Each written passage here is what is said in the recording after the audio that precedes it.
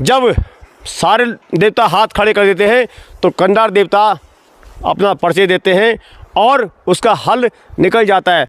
इस मंदिर का जो केंद्र है उसके एक और दाईं तरफ जो है आपके देवदारू वृक्ष है और बाईं तरफ जो है आपके चीड़ के वृक्ष हैं। देवदारू वृक्ष जो होता है उसको देव मानी देवताओं का, दारू मानी वृक्ष, संस्कृत में वृक्ष को बोलते हैं दारू। तो ये देवताओं के वृक्ष हैं जो इस साइड में हैं, और जो इस साइड में है वो है चीड़। चीड़ जैसे आप एक समझ लीजिए कि भौतिकवाद का एक जो है प्रतीक है, और यही आध्यात्म का प्रतीक देखेंगे तो देवदारू वृक्ष जो है आध्यात्म का प्रतीक है। तो देवताओं का और आधुनिकता का, मानवता का और आधुनिकता का और प्राचीनता का एक सम्मिश्रण है, मिलन है, संजोग है, प्रयाग है जिसे हम बोल सकते हैं। उसके बीच में शंकर भगवान विराजमान है और ये बताता है उपभोक्तावाद, और ये बताता है अपने जो हमारा आध्यात्म। दोस्तों, हम बड़े सौभाग्यशाली हैं कि आज हमें ये सब दिखाने का मौका मिल रहा है, और आप इससे भी सौभाग्यशाली हैं कि आपको ये सब घर बैठकर देश विदेश में देखने का मौका मिल रहा है। और सच बताऊं, मैं स्पष्ट कह रहा हूं, सरकार के सामने कह रहा हूं, सरकार से गुजारिश कर रहा हूं, हम उत्तराखंडी जहां भी हैं अपने संस्कारों की वजह से हैं, देवी देवताओं की कृपा से अभी तक सरकारों ने जो करना था वो आज तक नहीं किया। अब नाराज़ ना हो। बिजली है यहाँ पर? बिजली नहीं, बिजली मंदिर पे है, माता यहाँ नहीं है, माता यहाँ कोई बिजली नहीं है। जय विमलेश्वर महादेव। दोस्तों नमस्कार, आप देख रहे हैं पुनः गाँव की ओर। आखिर क्यों कहता हूँ, जिसे न दिखाए कोई और उसे दिखाता है पुनः गांव की ओर। तो आज मैं हूं उत्तरकाशी विमलेश्वर महादेव मंदिर कंडार देवता में। मुझे आज यहां आने का सौभाग्य पहली बार प्राप्त हुआ, और आज मुझे ये भी सौभाग्य मिल रहा है कि मैं आप सभी को दिखा पा रहा हूं ये मंदिर कितना पौराणिक है, क्या यहाँ की मान्यता है। एक तरफ से ये चीड़ का जंगल, तो दूसरी ओर से अगर मैं आपको दिखाऊं तो ये आप देखिए देवदार का जंगल, देवदार जिसे कहते हैं देवदारू। तो चलिए, क्या है इस मंदिर की विशेषता, पौराणिक गाथा। लेकिन जहाँ तक संक्षेप में मैंने सुना कि कंडार देवता न्याय के देवता हैं। जब सारे देवता हाथ खड़े कर देते हैं तो कंडार देवता अपना परिचय देते हैं और उसका हल निकल जाता है। और सबसे बड़ी बात इस क्षेत्र उत्तरकाशी में यह है कि कोई भी अधिकारी अगर यहाँ पर आता है तो अपना कार्यभार संभालने से पहले सबसे पहले इनको कंडार देवता के मंदिर में जाना पड़ता है, ऐसी यहाँ की मान्यता है। तो चलिए, अब मैं चलूँगा मंदिर में। तो एक बात मैं अक्सर हर वीडियो में कहता हूँ कि दोस्ती ऐसे करना कि जो आपको मंदिर तक ले जाए, ना कि मदिरालय तक। आप हैं पंत जी। मैं कल उत्तरकाशी माघ मेले में बड़ा का थौलमा खड़ा था, तो वहाँ पे जो है पंत जी ने मुझे आवाज़ लगाई कि आपके रहने खाने की व्यवस्था। मैंने कहा चलो तो हो जाएगी, लेकिन आपने पूछ लिया, बहुत धन्यवाद। लेकिन सबसे बड़ी बात है कि आज मैं यहाँ तक पहुँचा हूँ दोस्तों, तो भक्ति है तो शक्ति है। और युवा अगर इस और ध्यान दे रहा है कि हम मंदिर दिखाएँ ताकि लोग जो है यहाँ आएँ, दर्शन करें, आशीर्वाद लेकर जाएं। भगवान जी का आशीर्वाद रूपी प्रसाद हमें मिलता है, तभी हमारे जीवन में कुछ अनेकों खुशियाँ दौड़ती हैं। तो मैं पहले आपके पास ही आना चाहूँगा और आपको धन्यवाद करना चाहूँगा कि आप मुझे यहाँ तक लेकर आए। धन्यवाद आपका, आप उत्तरकाशी में आए और कल जो मुलाकात हुई थी हमारी। और क्योंकि उत्तरकाशी उत्तराखंड देवभूमि कहा जाता है और देवताओं की भूमि, तो हमारा फर्ज है जो भी हमारा मेहमान आए वो हमारे देवताओं के भी दर्शन करके जाए, तो वो पुण्य हमें भी मिलेगा और आपको भी मिलेगा। धन्यवाद पंडित जी। सबसे पहले आप तो हैं मेरू प्रणाम। बोलो विमलेश्वर महादेव की जय हो। मान्यवर विमलेश्वर देवता का जो है हमारा जो है प्राचीन काल से है। सर्वशुद्ध विशुद्धात्मा रुद्रलोके महीयते विमलेश्वर परम तीर्थम भूतो न भविष्यति। विमलेश्वर जो है अनादिकाल से है, भगवान अजन्मा है। सारी पृथ्वी लय होती है, लेकिन काशी जो है वो भगवान शंकर की वो लय नहीं होती है। तो भगवान शंकर जो है अजर अमर अनंत काल से यहाँ हैं और अनंत काल तक रहेंगे। तो इनकी महिमा जो है, जो भी लोग यहाँ आते हैं पुत्र प्राप्ति के लिए, कुछ दुख हो, ग्रह शांति के लिए, जिन्होंने भी यहाँ पुत्र स्थिति यज्ञ किया है, जल चढ़ाया भगवान को, माघ के महीने में माघ स्नान लिया है, निश्चित ही उनका जो पुत्र प्राप्ति होती है। भगवान विमलेश्वर की महान कृपा है। और हमारी क्षेत्र के जो हैं, जे भी किसी के अनिष्ट कनिष्ठ ग्रह लगे हुए हैं या मतलब कोई दुख तकलीफ है, तो भीमलेश्वर के मंदिर में जिसने भी यज्ञ किया है, पाठ पूजा की है, उसे जो है उन्हें जो है 100% जो है उनका जो है फल प्राप्त मिला। बहुत बहुत धन्यवाद आपका। पंडित जी नमस्कार। प्रणाम प्रणाम प्रणाम, आपको जी। बहुत बहुत प्रणाम। आपका स्वागत छा। वर्णावत का शिखर पर विराजमान जो हमारा बिमलेश्वर महादेव छा, तक आपको स्वागत छा।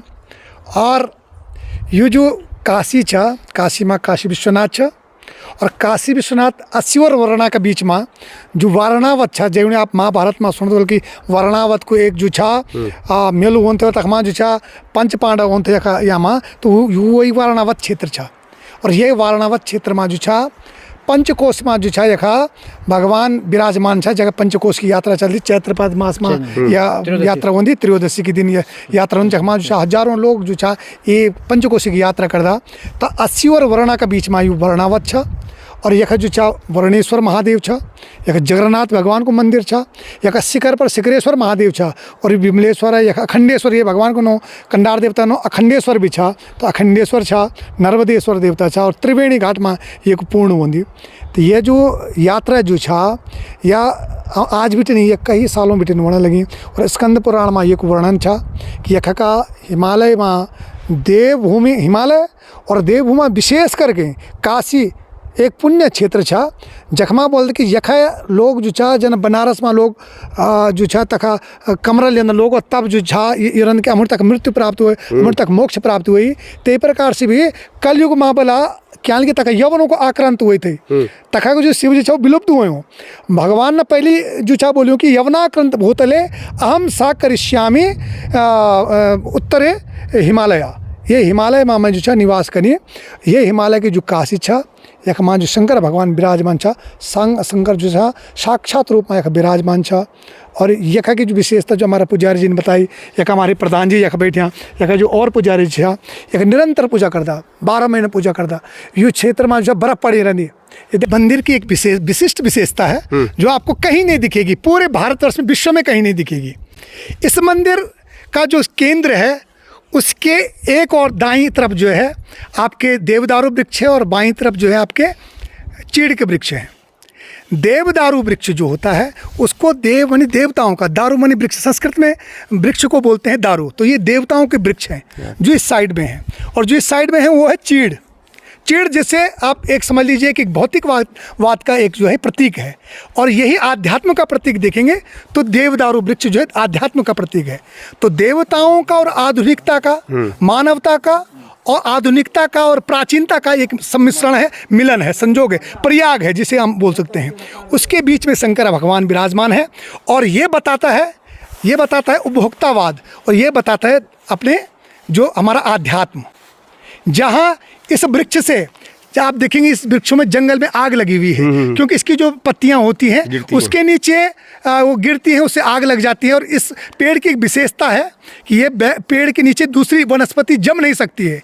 आप कितनी भी कोशिश कर लीजिए, इसके इन जहाँ ये पेड़ होंगे वहाँ जल नहीं हो सकता है, वहाँ जो है वनस्पति नहीं हो सकती है। वहीं आप दूसरी ओर देखिए, वहाँ हरा भरा है, पूरी वहाँ वनस्पतियाँ हैं, कई प्रकार की वनस्पतियाँ वहाँ पे लगी हुई है।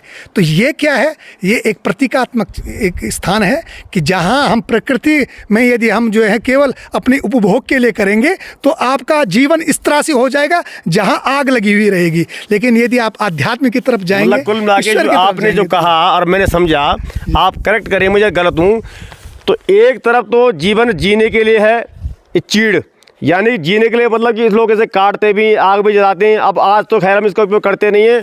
और ये जीवन बचाने के लिए है दाईं ओर हमारा देवदार का ही जंगल। तो देवदारू कहते हैं कि देवता, दारू, दारू में जैसे कहते हैं संस्कृत में महाराज जी कह रहे हैं कि वृक्ष, तो उसी प्रकार से। और एक तरफ से दूसरी बात हम करें तो इस तरफ देवता है और इस तरफ जो है ये राक्षस है, अगर अच्छी बात बोले तो। शंकर भगवान के पीछे तो भूत प्रेत है कि नहीं, उसके उस शंकर भगवान ऐसे हैं जिनका मैंने आपको बताया भी था कि किसी भी मूर्ति को यदि उसके अंदर जो है थोड़ी सी भी कहीं पे टूट जाती है तो वो उसका पूजन नहीं किया जाता है। लेकिन शंकर भगवान की जो शिवलिंग होता है, यदि वो टूट भी जाता है, यदि उसमें कुछ अवशेष निकल भी जाते हैं तो शंकर भगवान की पूजन की योग्य होता है। उसमें टूटने उठने का कोई ये नहीं। तो भगवान ऐसे जो हैं बागंबरधारी हैं। उनकी महिमा ये है कि वो भूत प्रेत बेताल सबको अपने जो है शरण देते हैं, सबको अपना मानते हैं। तो यही उनकी जो है महिमा है। और दोस्तों सबसे बड़ी बात है, कहते हैं कि यहाँ पर प्रधान देवता, और किसी भी गांव में जाना हो, उसकी भूमि में जाना हो, तो ग्राम प्रधान भी वहाँ पे हो तो बहुत बड़ी बात है। वैसे तो कहते हैं कि ग्राम प्रधान की अनुमति के बिना आप कहीं जा नहीं सकते, ये बहुत बड़ी बात है। ये भी एक इसलिए कहते हैं प्रधान व्यक्ति। प्रधान जी नमस्कार, थोड़ा करीब आए आप। देखो युवा प्रधान है हमारे, मुस्कुरा भी रहे भाई सभी। क्या कहना चाहिए पंडित जी? आपका बहुत बहुत स्वागत और बहुत बहुत सादर प्रणाम आपको, और आपका हमारे इस गांव में ग्राम पंचायत संग्राली में और अपने परम आराध्य भगवान श्री बिमलेश्वर के मंदिर में आपका हार्दिक स्वागत, अभिनंदन। और आपके जितने भी हमारे आपके YouTube के माध्यम से दर्शक हैं, आप सबका भी मैं धन्यवाद करता हूं कि आपके माध्यम से आज आप सब ने हमारे इस जो हमारी पुण्य भूमि है भगवान बिमलेश्वर की, आप सब इसका आपके माध्यम से दर्शन कर रहे हैं। तो उसके लिए भी मैं आपका बहुत धन्यवाद और आभार करता हूँ जी।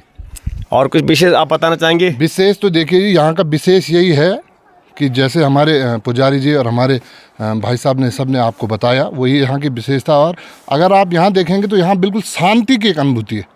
यहाँ से हमारे मुश्किल से 10 किलोमीटर की दूर पे बाज़ार है, और आप स्वयं इस चीज़ को अनुभव कर रहे होंगे। ये बिल्कुल बाज़ार के सटा हुआ है, लेकिन आप यहाँ पे अगर अभी खड़े हैं तो आप यहाँ एकांत और एकदम शांत वातावरण, आपके मन में विभिन्न जो हमारे भौतिक जीवन के अलग अलग हैं, हमारी जीवन भर की दौड़ाई है, इधर जाना है उधर जाना है, वो सब यहाँ पे छूट जाती है। तो यह स्थान अपने में ही एक अलौकिक है। आप बाजार से इतने नज़दीक होते हुए भी आपको शांत वातावरण मिलना असंभव है। तो ये प्रभु की कृपा है, और बाकी जिसने जो श्रद्धा यहाँ पे रखी है उसका वो कल्याण हुआ है। ऐसे हमारे यहाँ पे बिमलेश्वर महादेव हैं। तो धन्यवाद आपका। धन्यवाद। अब मैं आपको जोड़ूंगा इसी कड़ी में एक और कार्य के साथ। मैं जब उत्तरकाशी में कल था तो वहाँ पे कंडार देवता की मैंने डोली देखी, दर्शन किया और आशीर्वाद लिया। और आज यहाँ पर बिमलेश्वर महादेव, तो इस पर भी मैं बात करूँगा। पुजारी जी नमस्कार जी। इस पर आप थोड़ा बताएं कि यहाँ पे बिमलेश्वर महादेव और वहाँ पे कंडार देवता। हम बिमलेश्वर मंदिर के पुजारी हैं। इस बिमलेश्वर का नाम इसलिए पड़ा है, पहले पौराणिक में यहाँ कोई जंगल था, जंगल में था तो एक गाय आती थी और चुंगती थी, और लिंग के ऊपर जो है उनके दूध स्वयं अपना गिरता था। तो एक दिन जो गाय चुंगाते थे वो आए यहाँ पे मंदिर पे, उन्होंने कहा डेढ़ देर था कि मतलब गाय जो है पिली हुई कि ये कहाँ इनका दूध निकालता है। अच्छा। एक दिन उन्होंने ढूंढते से मंदिर पे आए, वही मंदिर के जो लिंग है, बिमलेश्वर के जो लिंग है वो झाड़ी में थे। अब झाड़ी में थे तो गाय जो है लिंग के ऊपर विराजमान थे, वो दूध स्वयं अपना निकल रहा था थन से। तो ये जो गाय चुंगाने वाले थे उन्होंने जो है शंकर भगवान पे जो है उस पर गुस्से से मतलब चोट लगाए।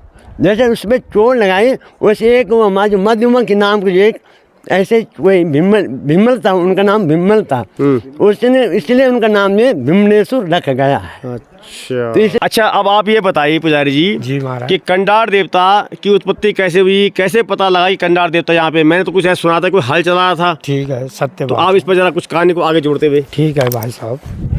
बाबा ये जो है बहुत पुरानी बात है, और ये हमारे बहुत बुजुर्ग पुरखों की बात है, राजा के ज़माने की बात है।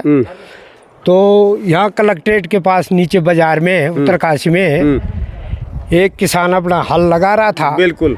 हल लगाते लगाते लगाते वो जैसे नज़दीक आता था तो देवता आवाज़ मारता था कि अरे भाई इधर उधर लगा, मेरे ऊपर हल मत चलाना। अच्छा। तो हल वाला इधर देखता उधर देखता, उसने कहा यार आवाज़ कौन मार रहा है, कहीं दिखाई नहीं दे रहा आदमी।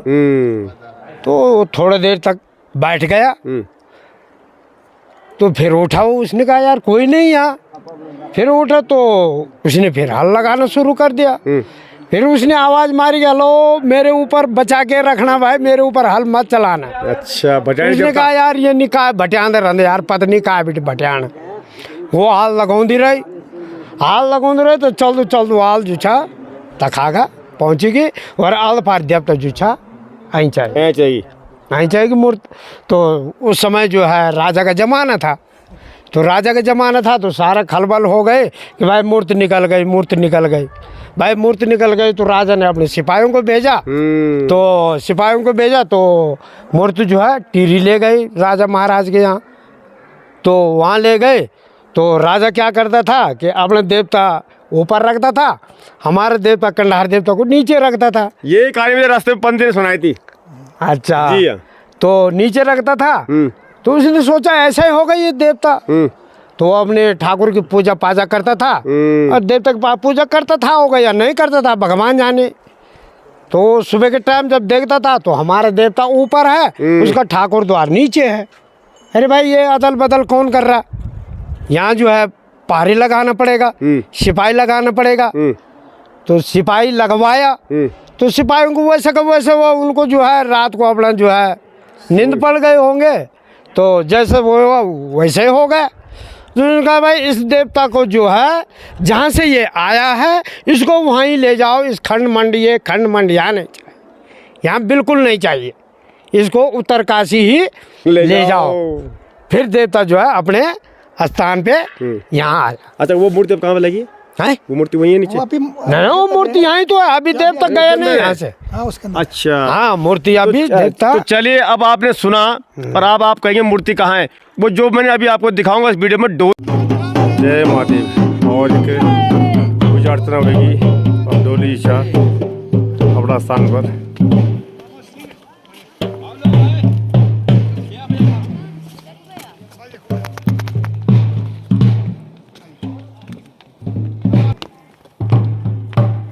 डोली में जो यहाँ से जा रही थी वापसी में, उस डोली के अंदर वो मूर्ति विराजमान है। आज उसका सौभाग्य न देखने को मिला और न दिखाने का, वो भी दिखाएंगे आपको कभी समय मिलेगा। तो वो मूर्ति उसमें विराजमान है, और जब बताते हैं कि उसको कंधे उठाते हैं, बताते हैं कि मैंने खुद देखा, और बल्कि मैं कल देख रहा था। मैं चाहूँगा कि थोड़ा आप मेरे करीब आएँ जरा पंत जी। कल मैं देख रहा था पंत जी, जैसे अभी हम डिस्कस कर रहे थे आपस में कि जब डोली आशीर्वाद देती है, जो मैंने खुद देखा, मुझे भी मिला कि डोली के जो दोनों सिरे हैं भारी होती है। खैर मैंने नहीं देखा पर मैं भाव समझ सकता हूँ। जब डोली जो है आशीर्वाद दे रही थी, तो आप ही बताएं। बल्कि जी आपके चैनल के माध्यम से लोग देखते हैं हमारे उत्तराखंड के देवी देवताओं को, और वो सोचते हैं कि आदमी हिला रहे हैं इनको। तो उसका ये है कि वो जब उसमें देवांश आता है, जब उसमें डोली में वो देव शक्ति आती है, डोली निर्जीव है, वो लकड़ी सूखी लकड़ी है, लेकिन जब उसमें देवांश आता है, जब उसमें देवता का अंश आता है, तो वो डोली सजीव हो जाती है। फिर उसमें जो पालकी को उठाते हैं उसको हम पलंगेर बोलते हैं, और कहीं उसे डंडियार बोलते हैं, अलग अलग अपने क्षेत्र के हिसाब से। तो वो केवल उसको थाम के रखते हैं। डोली ने जिधर मुड़ना है, जिधर जाना है, वो उसकी डोली के ऊपर निर्भर करता है। कल आपने देखा होगा कि जो हमारे सैंज के जो कंडार देवता आए थे, तो उनका इतना नुकीला छत्र है। अच्छा आपने एक चीज़ गौर करी होगी कि जब डोली उठाते हैं तो वो एक दूसरे को नहीं देख सकते दोनों, क्योंकि बीच में तो डोली का देवता का वो है छतर है, वो तो एक दूसरे को नहीं देखते। तब भी वो डोली बिल्कुल आँख के पास जा रही थी, कान के पास जा रही थी, नाक के पास जा रही थी। अगर उसे व्यक्ति करेगा तो उसे मानव में भूल हो सकती है, आँख फूट सकती है। पर आज तक तो इतने कई 100 साल से हम देख रहे, तो आज तक देवता ने किसी का आँख फोड़ी नहीं। और वो पॉइंट आउट बिल्कुल आपको एक एक चीज़, अब देखिए नाक है, आँख है, उस पर वो कर रहा था। तो वो आपने स्वयं देखा, और आगे आने वाले समय आपको भी मौका मिले तो वो वीडियो आप बनाइए। और सबसे बड़ी बात है कि जहाँ सत्य है वहीं लोग जाते हैं। तो आज तक वो सत्य है, और उस सत्य से बड़ा कोई सत्य हमने देखा नहीं, इसलिए हम उन्हीं देवताओं के भरोसे हमारा पूरा पहाड़ चल रहा है। यहाँ से अंदर चलेंगे, यहाँ से परिक्रमा है, अर्ध परिक्रमा होती है इसकी, लेकिन बाहर से कर सकते हैं। अच्छा आइए अब मैं आपको ले चलता हूँ मंदिर परिसर के अंदर, जहाँ मैं दर्शन कर चुका हूँ, लेकिन अब वीडियो के माध्यम से मैं आपको भी करवाना चाहता हूँ।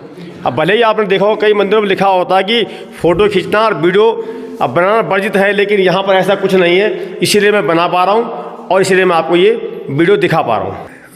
देखिए ये कन्या भी हमारी यहाँ पर है, तो भगवती का दर्शन तो हो ही गया है ना। आशीर्वाद दे दो भगवती माता, ठीक है।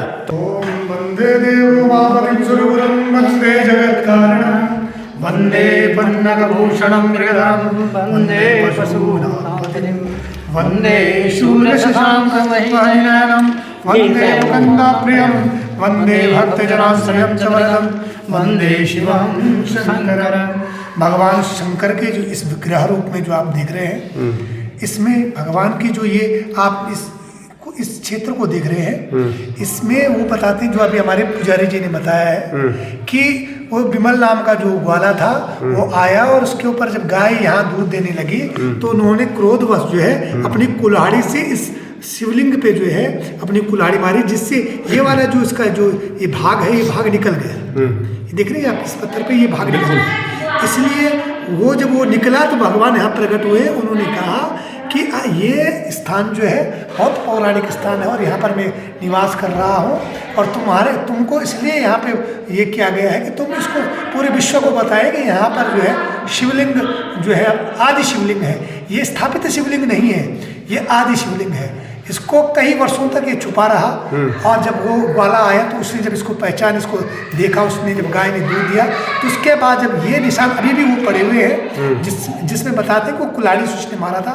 फिर उसने क्षमा याचना की। भगवान भोले शंकर क्षणे रुष्टा क्षणे तुष्टा है, क्षण में रुष्ट हो जाते हैं, क्षण में तुष्ट भी हो जाते हैं। उन्होंने उसे क्षमा करते हुए कहा कि इस स्थान का नाम भी तुम्हारे नाम से होगा, विमल नाम के उस ग्वाले के नाम से ही इस महादेव का नाम विमलेश्वर महादेव पड़ा, इसलिए विमलेश्वर। तो ये थी दोस्तों कहानी विमलेश्वर महादेव की, क्यों विमलेश्वर नाम पड़ा। तो ये सारी बातें हमने आपको बताई और आप सभी के लिए मैं भगवान से प्रार्थना करता हूँ कि आप सभी लोग स्वस्थ रहें, मस्त रहें। और पुनः मैं ये कहना चाहूँगा कि हम बड़े सौभाग्यशाली हैं कि हमें ये देखने का मौका मिल रहा है, दिखाने का मौका मिल रहा है। वरना आज फेसबुक हो, ट्विटर हो, इंस्टाग्राम हो, सोशल मीडिया का ज़माना है, न जाने क्या क्या पर हो जाता है। आज हमें इस पर काम करना ही होगा ताकि हमारी जो सच्चाई और अच्छाई देवभूमि की है वो देश विदेश में पहुँचे, तीर्थ यात्री यहाँ आए और हमें भी देखिए जो कुछ आदमी करता है रोजगार भी मिलेगा और संस्कार भी मिलेगा। तो चलिए, हर हर महादेव, जय हो विमलेश्वर महादेव, तुम्हारी सदा ही जय हो। हर हर महादेव,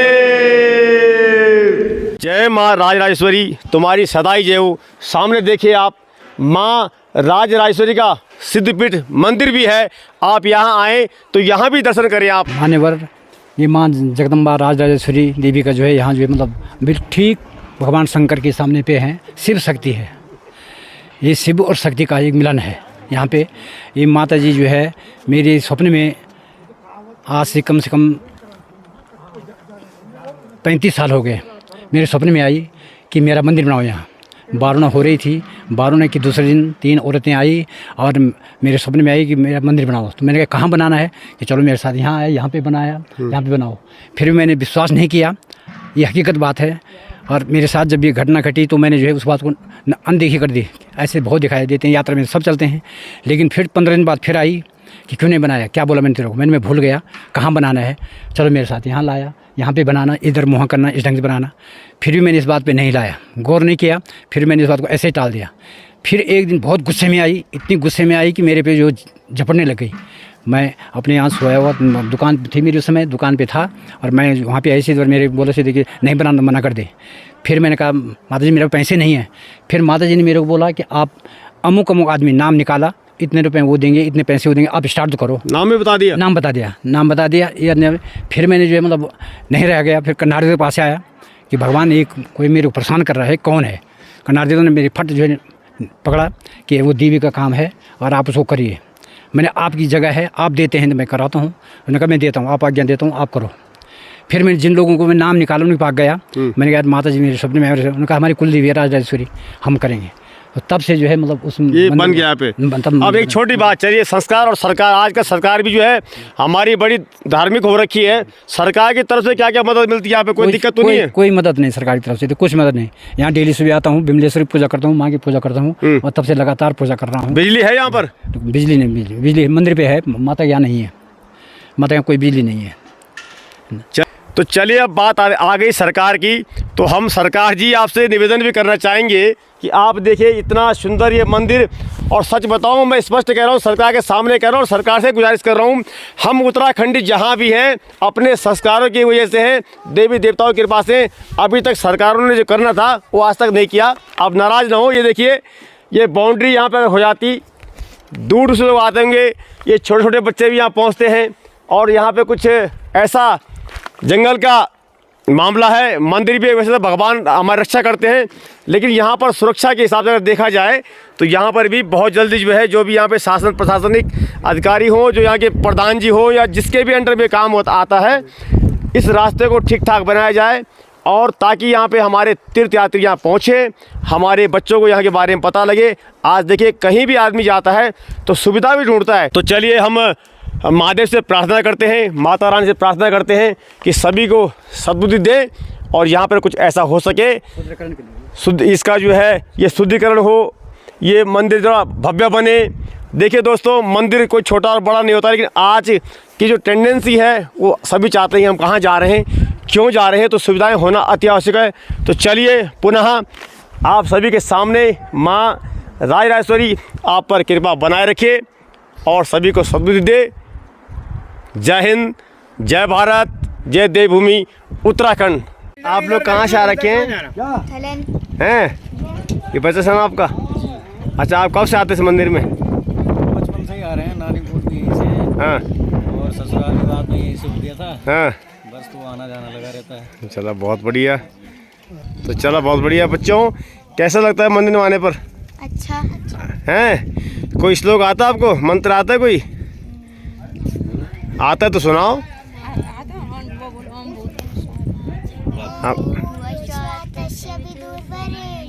भर्गो देवस्य धीमहि धियो यो न प्रचोदयात्। ओम शांति ही शांति ही शांति। देव हो गए दर्शन? हाँ हो गए बाबा, चल दिए? हाँ चल गया बहुत बढ़िया। करके चल गया है। आजा। हाँ। जय हो महाराज जी, हर महादेव। बैठिए ना आप भी, बैठिए ना आप भी।